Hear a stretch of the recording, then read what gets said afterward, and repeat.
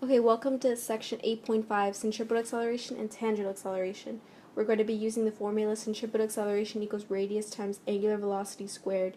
I know you're mostly used to seeing velocity squared over radius, but this one, since it has angular, you're going to be using it instead. So a uniform circular motion is a particle in which a constant tangential speed is on a circular path. So if a tangential speed is changing, there's a non-motion circular motion instead. So you also have to look at total acceleration, which is both a vector of centripetal acceleration and tangential acceleration. So it's a little bit like Pythagorean theorem because you're using the same method. You're going to be using centripetal acceleration squared plus tangential acceleration squared and find the square root of that in order to find the total acceleration. So if you look at figure 8.12, you would see that A, if a model airplane is flying on a guide wire, has a constant tangential speed, the motion is uniform circular motion because it's only experiencing its centripetal acceleration. And B, a non-uniform circular motion occurs when the tangential speed changes. So if there's a tangential acceleration, there has to be a centripetal acceleration as well. So if the direction and the magnitude of the tangential velocity are changing, you have to know that this airplane is experiencing two accelerations simultaneously. Okay, let's look at this problem 45. A racing car travels with a constant tangential speed of 75 meters per second around a circular track of radius 625 meters.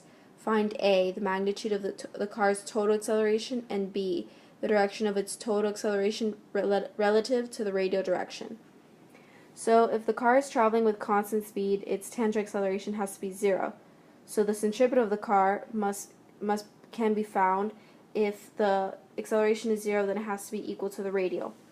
So you can use what I wrote here, which is the radial, which is the angular, which is tangential velocity squared over r, and you can use 75 squared over 625 to find 9 meters per second to find the total acceleration.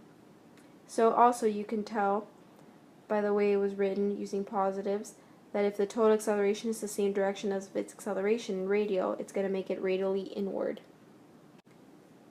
Okay, number 47 says the Earth orbits the Sun once a year, 3.16 times 10 to the 7th seconds, in a nearly circular orbit of radius 1.5 times 10 to the 11th meters. With respect to the Sun, determine A, the angular speed of the Earth, and B, the tangential speed of the Earth, and C, the magnitude and direction of the Earth's centripetal acceleration. So, A, you would be using theta over time to be able to find its angular speed, so it would just be 2 pi radian for 1 revolution divided by the time, which would be 3.16 times 10 to the 7th seconds, and you would get 1.99 times 10 to the negative 7 radians per second. And then B would be tangential velocity equals radian times angular velocity. Now we already found our angular velocity, so we just have to multiply it by the radius. So it would be 1.5 times 10 to the 11th times 1.99 times 10 to the negative 7 in order to get 2.98 times 10 to the 4th meters per second. And then finally, you're going to be using the centripetal acceleration formula. So centripetal acceleration equals radius times angular velocity squared. So you would use the same radius, 1.5 times 10 to the 11th meters times 1.99 times 10 to the negative 7 radians per second squared, and you would get 5.94 times 10 to the negative 3 meters per second squared. It's similar to the tangential velocity, but the only difference is that 1.9 times 10 to the negative 7th is being squared, so that's why you get a different number. You get double almost the number of, not double, I'm sorry, you get a different number than part B. So I think this would be the most helpful to you guys. The centripetal acceleration can be expressed in the angular speed w by using tangential velocity equals r times w. So you can also, that's why using the other problem, which was tangential velocity squared times r, and it would give it to you in radians per second.